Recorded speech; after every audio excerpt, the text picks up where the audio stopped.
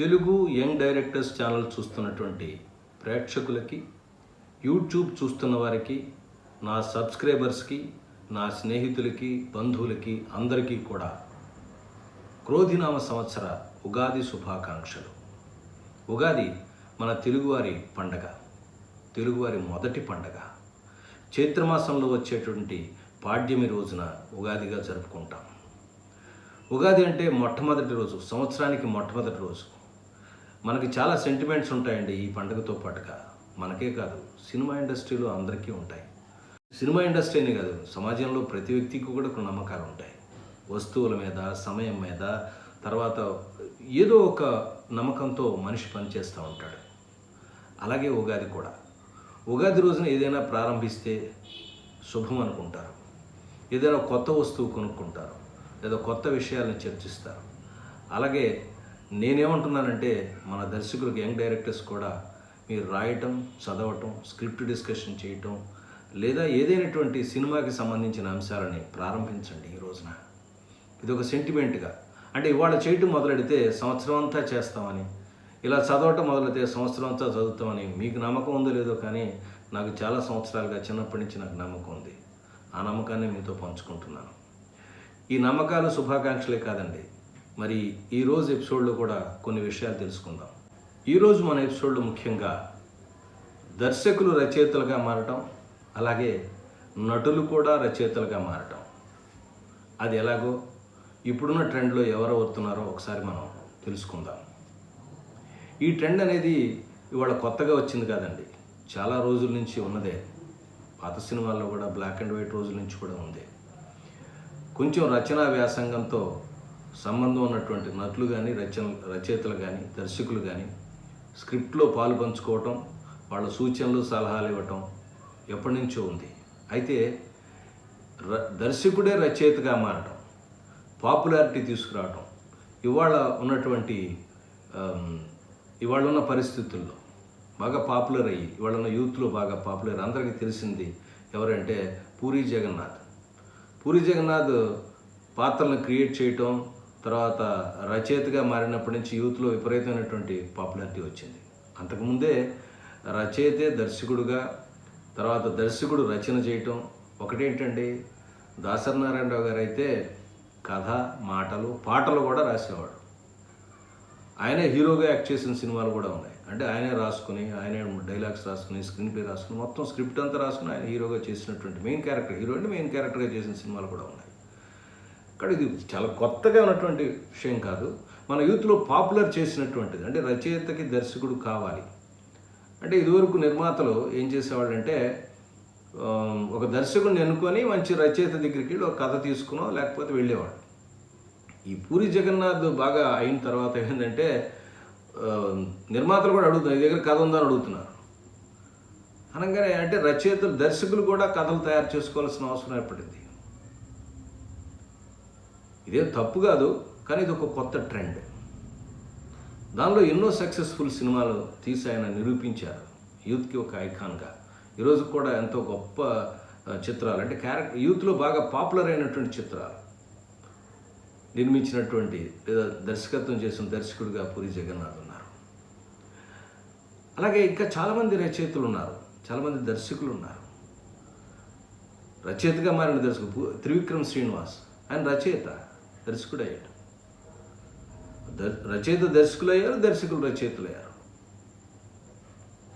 అలాగే విశ్వనాథ్ గారు, ఆయన సినిమాకి కథలు, స్క్రీన్ ప్లేలు, ఆయన సినిమా కథలు రాసుకోవడం, ఆయన సినిమాకి ఆయన స్క్రీన్ ప్లే రాసుకోవడం కూడా జరిగింది. ఇలా ఒకళ్ళనే చాలామంది ఉన్నారు. నేను అందరి పేర్లు వరుసగా చెప్పడం చాలా పెద్ద ఇదవుతుంది, ఎందుకంటే ఒకళ్ళని చేశారు, ఒకళ్ళు చేయలేదు.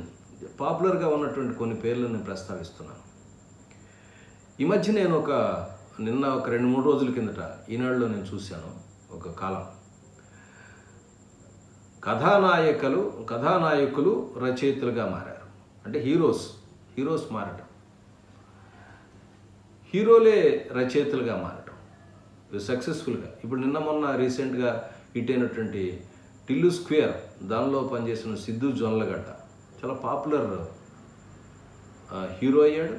తర్వాత ఆ స్క్రిప్ట్ కూడా అతనే రాసుకోవడం, తర్వాత ఆ పాత్రను అతనే క్రియేట్ చేసుకోవటం, లో ప్రధాన పాత్ర వహించాడు. అతనే క్రియేట్ చేసుకున్నాడు. వాళ్ళు ఎంత పాపులరో, దాదాపుగా అది 100 కోట్ల సినిమా అని అంటున్నారు, అంత పాపులర్ అయ్యాడు. అలాగే నవీన్ పోలిశెట్టి, తర్వాత విశ్వక్ సేన్, తర్వాత అడవి శేషు, తర్వాత కిరణ్ అబ్బవరం, వీళ్ళందరూ కూడా వాళ్ళ యూత్లో ఉన్నటువంటి, వాళ్ళ కొత్తగా ఉన్నటువంటి ట్రెండ్లో హీరోలుగా వెలుగుతున్నారు, సక్సెస్ సాధిస్తున్నారు. ఎట్ ద సేమ్ టైం రచయితలుగా కూడా తమ క్రియేటివిటీని ఉపయోగిస్తున్నారు తమ చిత్రాలకి, వాళ్ళు నటించే చిత్రాలకి. అందుకే అంటున్నాను, క్రియేటివ్ ఫీల్డ్లో ఉన్న ఎవరైనా కానీ, అటు హీరోలు కానీ, నటులు కానీ, దర్శకులు కానీ, రచయితలు కానీ, ఎవరైనా సరే పుస్తకాన్ని చదవటం, బుక్ రీడింగ్ చదవటం అనేది ఒక హ్యాబిట్గా ఉండాలి. నేను మొదలుపెట్టినప్పటి నుంచి చాలా ఎపిసోడ్లు చెప్తున్నాను, బుక్స్ చదవండి, బుక్స్ కొనుక్కోండి. ఇదిగోండి, లాస్ట్ ఎపిసోడ్లో కూడా చెప్పాను నేను, పాపులర్ బుక్స్, చదవాల్సిన బుక్స్ కొన్ని నేను సజెస్ట్ చేశాను. అయితే అది సాహిత్యంలో కొన్ని సజెస్ట్ చేశాను, అలాగే కొన్ని స్క్రీన్ ప్లేకి సంబంధించిన సజెస్ట్ చేశాను. అవి చదవమని ఎందుకు చెప్తున్నాను అంటే, మన మధ్యన గూగుల్లో ఒక చిన్న న్యూస్ చదివాను నేను. అదేంటంటే, విజేంద్ర ప్రసాద్ గారు, మనందరికీ బాగా తెలుసు, ఆర్ఆర్, తర్వాత బాహుబలి ఇలాంటి చిత్రాలు చేసిన పాపులర్ రైటర్. ఆయన పేరు తెలియని వాళ్ళు తెలుగు వాళ్ళు ఉంటారని నేను అనుకోను. ఆయన వయసు దాదాపుగా 81 సంవత్సరాల పైన ఉంటుంది. చాలా సక్సెస్ఫుల్ రైటర్, తెలుగులో, హిందీలో, మన ఇండియాలో ఉన్నటువంటి సక్సెస్ఫుల్ స్టోరీ రైటర్లు ఆయన ఒకళ్ళు. అంత వయసు ఉంది, కానీ ఈ రోజు కూడా ఇప్పుడు కొత్తగా రాజమౌళి తీయబోతున్నటువంటి చిత్రానికి ఆయనకి ఇష్టమైనటువంటి ఆఫ్రికన్ నావెలిస్ట్ ఎవరంటే విల్బర్ట్ స్మిత్ రాసిన నావెల్స్ని చదివి వాటిలో ఉన్నటువంటి ఇన్స్పిరేషన్ తీసుకుని దానిలోంచి కథల్ని, సన్నివేశాలని, తర్వాత కొత్త కథని తయారు చేస్తున్నారని చెప్పి నేను వార్త చదివాను. అంత పెద్ద వయసులో కూడా ఎక్కడెక్కడో ఉన్నటువంటి సాహిత్యాన్ని తీసుకుని, వాడు నావెల్స్ తీసుకుని, దానిలో ఉన్న మంచి మంచి విషయాలను తీసుకుని మన తెలుగుకి అడాప్ట్ చేసి కొత్త కథలు రాస్తున్నారంటే రచయితకి చదవటం అనేది ఎంత ఇంపార్టెంటో మీరు గ్రహిస్తారని నేను అనుకుంటున్నాను.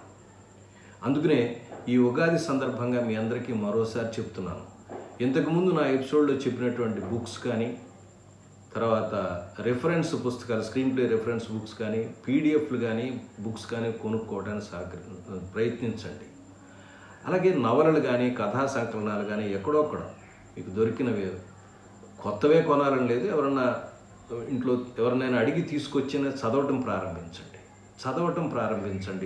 దాంతో మీ క్రియేటివిటీ అనేది ప్రారంభమవుతుంది, మీరు ఆలోచన ప్రారంభమవుతుంది.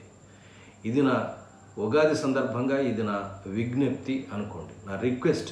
దయచేసి నా వీడియోలు చూస్తున్నటువంటి అందరికీ కూడా ఒకటే చెప్తున్నాను, సినిమా ఇండస్ట్రీలోకి, క్రియేటివ్ ఫీల్డ్లోకి రావాలి అనుకునే వాళ్ళకి చదవటం అనేది ఒక ప్రాథమికమైన అర్హత. మీరు చదవటం ప్రారంభిస్తే మీకు అర్హత వచ్చినట్టే. నేను చెప్పే విషయాన్ని అర్థం చేసుకుంటారనుకుంటాను. మరో కొత్త అంశంతో మళ్ళీ కలుద్దాం. అందరికీ మరొకసారి ఉగాది శుభాకాంక్షలు. నమస్కారం.